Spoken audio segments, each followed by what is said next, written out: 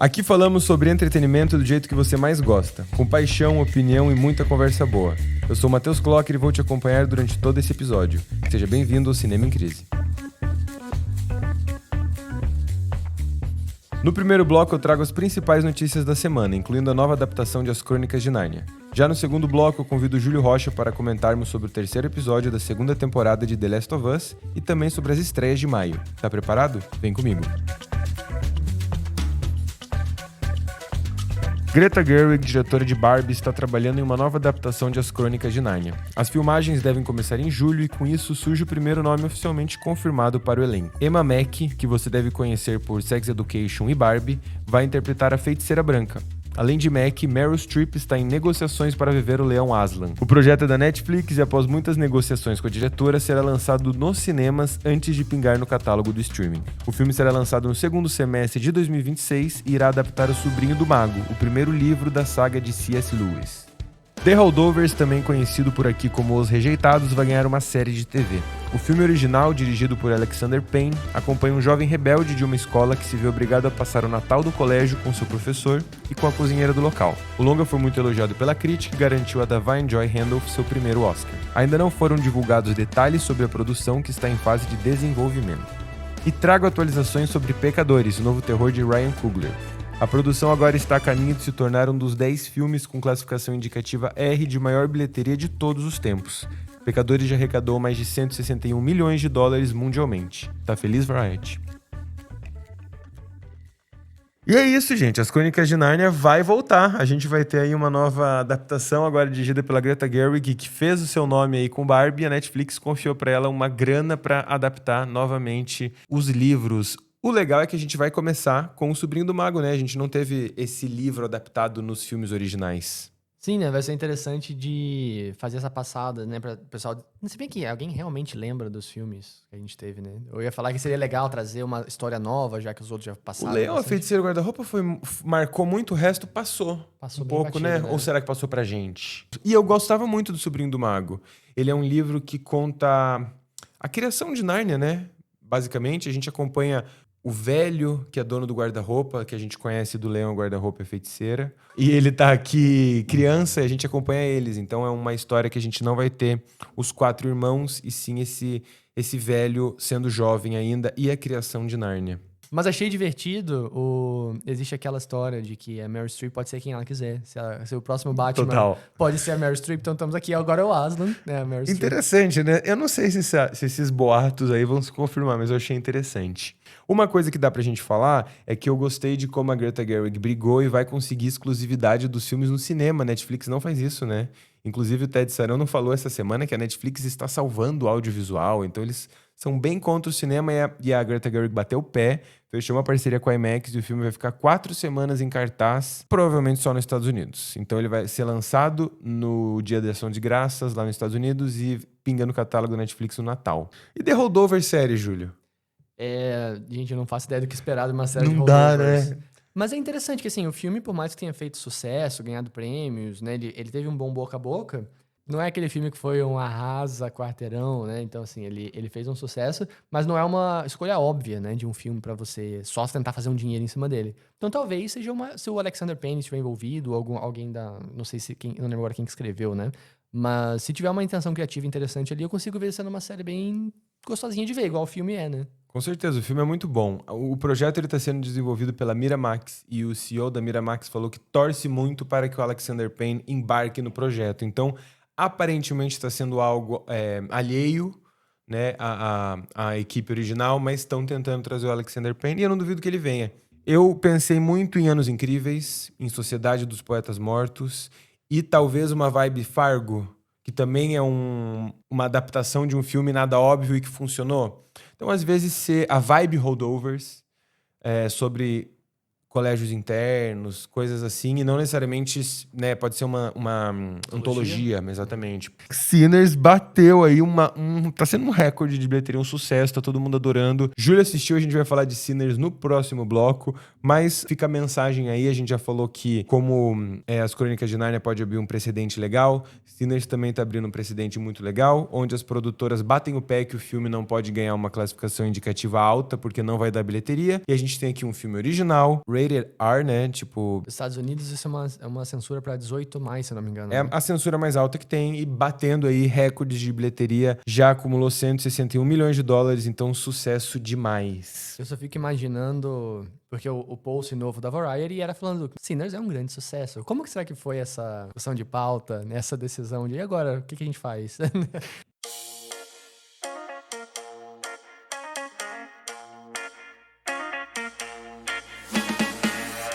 Esse foi o nosso giro de notícias. Agora esperei que eu já volto para conversar com o Júlio sobre Pecadores.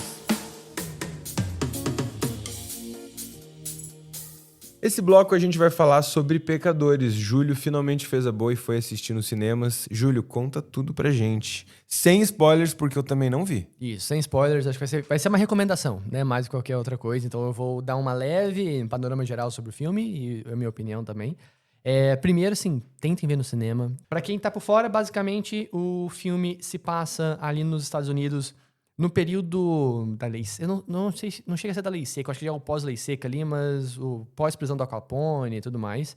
E ele se passa no delta do Mississippi, né? Que é a região onde basicamente começou o blues, né? Ou um tipo específico de blues ali. E ele conta a história de esses irmãos gêmeos que estão tentando começar um bar ali, e eles querem fazer uma grande inauguração, num período ainda de muita segregação racial nos Estados Unidos e tudo mais, e de alguma maneira vampiros entram na história. Não vou falar muito sobre isso também, porque eu acho que é divertido saber o menos possível. Mas eu posso adiantar já que é um filme que tá ali com excelentes atuações, inclusive é um ator chamado Miles Keaton, não tenho certeza agora como é que fala, mas é o primeiro crédito de atuação desse menino. E. Menino não, né? Tá na casa ali dos 20 anos de idade já. Mas ele é muito legal. Ele, Arrasa. Assim, ele é muito bom, ele canta pra caramba, ele toca o violão ali, é muito divertido de acompanhar a história pelo lado dele. Mas dá medo? É um filme de terror ou ele é mais suspense? Como você o definiria, assim? Não, ele tem momentos bem de terror mesmo, assim, de violência, tem um gorezinho básico, né? Gostamos. Né, tem uma tensão bem grande que vai se construindo.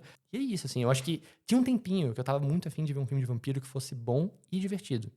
Por quê? Por que eu falo isso, né? Porque filme ruim tem vários, né? Ruins e divertidos tem vários. Pra mim, esse filme, ele vai muito bem no ser um filme divertido, no ser um filme bom, com uma mensagem interessante. Eu acho que você pode se aprofundar o quanto você conseguir nesse filme. Eu imagino que eu mesmo não tenho bagagem pra conseguir pegar todas as referências que o Ryan Coogler colocou ali. E você avaliou super bem, né? Você deu 5 estrelas? Eu dei. Assim, eu não sei dar nota, tá? Assim, se eu sair do filme muito empolgado, é um filme 5 estrelas pra mim. Tá certo, né? A nota é tua. Mas eu adorei Sinners. Foi bom demais. 5 estrelas pra mim no Letterboxd, com certeza. Com um coraçãozinho. Que isso é Com um importante. coraçãozinho, Exato. isso aí. A gente vai falar daqui a pouco sobre o terceiro episódio de The Last of Us, mas antes vamos falar de estreia. Reunimos aqui as principais novidades que vão chegar durante o mês de maio nos cinemas e streaming para você ficar de olho no que assistir. Já essa semana, em 1º de maio, Thunderbolts * chega nos cinemas, o novo filme da Marvel. Homem com H também é uma cinebiografia nacional que acompanha a vida de Ney Matogrosso, também chega nos cinemas. E já nos streamings nós temos 2 produções. A primeira é As 4 Estações do Ano da Netflix, que é uma série. E Um Outro Pequeno Favor, que é uma continuação daquele filme com a Blake Lively e a Anna Kendrick, que chega no Prime Video. Já no dia 8 de maio, nos cinemas estreia Karate Kid Lendas, que traz aí Jack Chan, Joshua Jackson, Ralph Macchio, o elenco aí que a gente está acostumado dessa franquia de volta. No dia 15 de maio, nós temos uma grande estreia pelo menos para mim, que é Premonição 6, Premonição Laços de Sangue. Estreia no dia 15 de maio nos cinemas. E na Netflix também temos estreia nessa data, que seria o volume 4, né, a 4ª temporada de Love, Death and Robots. Já para o fim do mês, ali no dia 22 de maio, temos Missão Impossível, O Acerto Final estreando nos cinemas, assim como Lilo e Stitch. E no streaming estreia 9 Desconhecidos, a 2ª temporada da série de Nicole Kidman, que chega no Prime Video. Júlio, o que você tá mais animado dessa lista aqui para assistir? Olha, se tivesse me perguntado isso 1 ano atrás, eu nunca daria essa resposta, mas hoje é Thunderbolts. Como que pode, né? A Marvel acertou muito no marketing desse filme, porque também virou o jogo pra mim. Exato. Esse filme tinha tudo pra não me chamar nada a atenção, por mais que eu goste muito da Marvel. Eu tava com cara de pegar os piores personagens, os piores filmes, as piores séries e colocar juntos ali. E, de repente, eles se encontraram ali no marketing e agora o filme parece muito divertido. Parece. E a galera tá falando bem, então quero muito assistir. Estreia já hoje? Esse podcast sai na quinta, então já está em cartaz Thunderbolts asterisco. O asterisco me incomoda muito, porque... Eu adoro o asterisco. Mas como você só fala... Será que oficialmente... só Thunderbolts, É Thunderbolts, né? Mas acho que o asterisco Sim. é parte da graça. É, Né? Inclusive, isso aí. será que na semana que vem já estará comentando os Thunderbolts? Pô, pode ser, hein? Podemos comentar. Se a gente tiver assistido, poderemos comentar. Vamos comentar o que é o asterisco? E eu também me interesso ali bastante pelo Outro Pequeno Favor, porque eu adoro o filme, A Simple Favor, né? O Pequeno Favor, e não fazia ideia de que ia ter essa continuação Que até delícia, já vai agora há ter. pouco, assim, né? E vai estar no Prime Video, então é garantido que se você quiser ver esse final de semana, você vai ver. Não vai precisar procurar sessão, só vai ter dublado, não. Só dá play ali no Prime Video. Delícia. E você, Matheus, tá animado por quê aí? Além disso que a gente falou, eu tô animado também pra Premonição 6. Eu adoro a franquia, vai ser legal ver essa franquia de volta. E tô animado pro Missão Impossível. Eu gosto muito também da franquia. Eu gostei da parte 1 que saiu ano passado. Exato. E tem um grande problema, de novo, que a dona Paramount não acertou na data, né? Sendo retrasado, eles já bateram com Barbie e Oppenheimer, agora eles vão bater com Lilo e Stitch. Pode não ser um grande adversário, mas, pô... Eu acho que eles estão superestimando o que é Missão Impossível por causa do 6, que deu muito dinheiro, né? Isso. Ele nunca tinha dado tanto dinheiro. O 6 foi um caso à Foi. parte. E é o né? melhor. Eu adoro Fallout. Mas e além dessas outras coisas, eu tenho algumas coisas que eu tô animado de estreia que são inesperadas. Inclusive fazendo a lista que eu fiquei animado. Mas essa série As Quatro Estações me animou pelo elenco. Tina Fey, Will Forte, Colman Domingo, Steve Carell. Então eu tô animado. Acho que vai ser uma comédiazinha interessante aí pra gente acompanhar. Talvez seja uma boa estreia pra gente assistir o final de semana aí. É uma boa. E assim, eu não terminei de ver a série Love, Death and Robots, né? Eu sinto que ele... Por causa desse formato ontológico, cada episódio é uma coisa, eu sinto que tem muito desnível, né? Aí eu meio que cansei. Mas eu sei que um desses episódios vai contar com a banda Red Hot Chili Peppers, então talvez esse eu veja. Interessante. É. É uma série que permite, quero ver um episódio que tá todo mundo falando bem, vou dar play, não precisa acompanhar, né?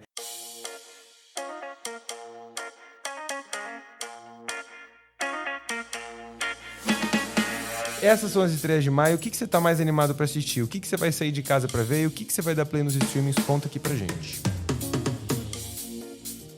Agora vamos comentar sobre o terceiro episódio da segunda temporada de The Last of Us. O papo vai ter spoilers, então se você não assistiu ou não tá assistindo e não quer pegar spoilers, pode parar o podcast por aqui, esse vai ser o nosso último bloco. Não esquece de deixar seu like, não esquece de seguir o Pós-Créditos nas redes sociais e a gente se vê semana que vem. Se você quer acompanhar a gente nesse papo, segue aí. The Last of Us, terceiro episódio da segunda temporada, o episódio que nos mostra aí o que aconteceu após o trágico final do Joel. Ele chama The Path, né? O caminho, isso. São 3 meses após tudo que aconteceu no segundo episódio, a gente tem esse salto temporal e a gente acompanha a Ellie e a Dina na jornada pra Seattle. Júlio, gostou do episódio? Gostei. Eu achei que foi um respiro necessário depois do acontecimento enorme do episódio anterior.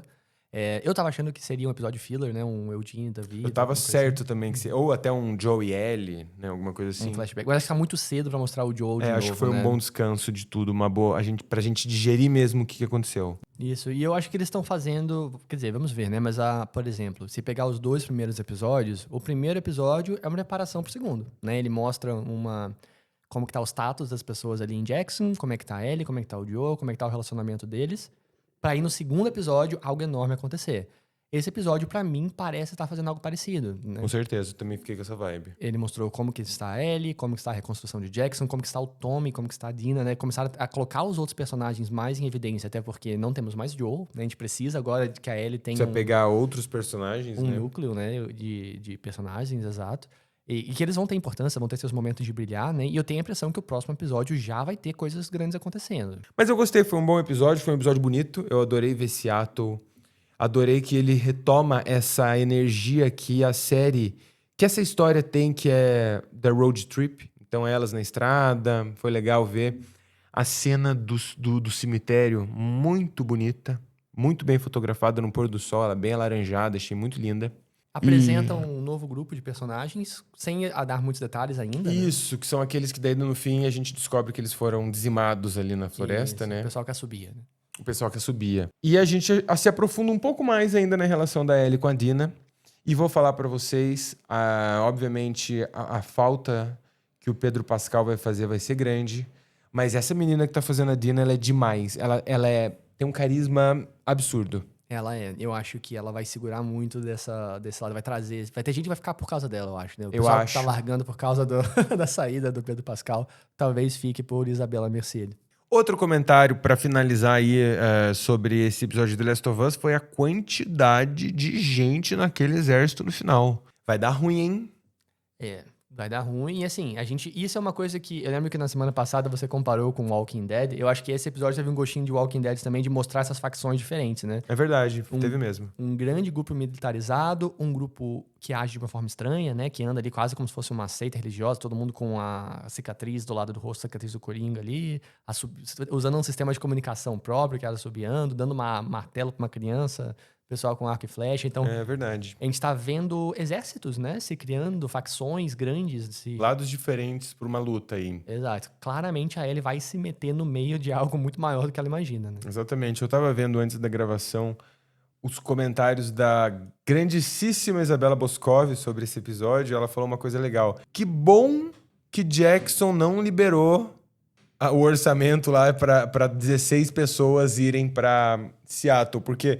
A Ellie e a Dina vão passar despercebidas. A hora que elas verem que tem uma turma, dá pra elas se mocarem ali, tá? Imagina se chega uma 16 nego em Seattle, ia dar ruim. Inclusive, eu confesso que eu achei eles muito inocentes de acharem que ia ser um grupinho pequeno. Pois é. O pessoal chegou militarizado, com logo criada, com tudo mais. É verdade, identidade visual no redondinha. mínimo tem um designer na equipe, né? Pra começo de conversa. Eles devem ter social media. Isso que eu ia falar, tem mídias sociais, tem alguém ali treinando IA já, certamente. Tô bem animado pro próximo e pro final da temporada. Eu acho que ele promete. Tô animado também, quero ver o que isso vai dar. Temos ainda alguns episódios pela frente, mas tá muito legal de acompanhar. E a gente vai comentar episódio a episódio, semana a semana, aqui no Cinema em Crise, não perca.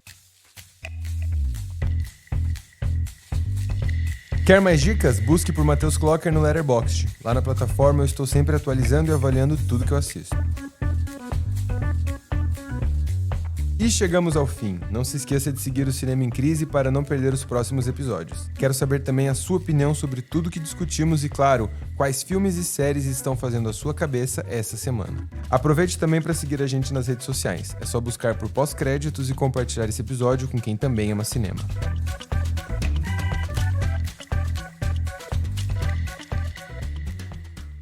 Cinema em Crise é um show do pós-créditos, dirigido por Júlio Rocha, produzido por Matheus Clocker. Nos vemos no próximo episódio.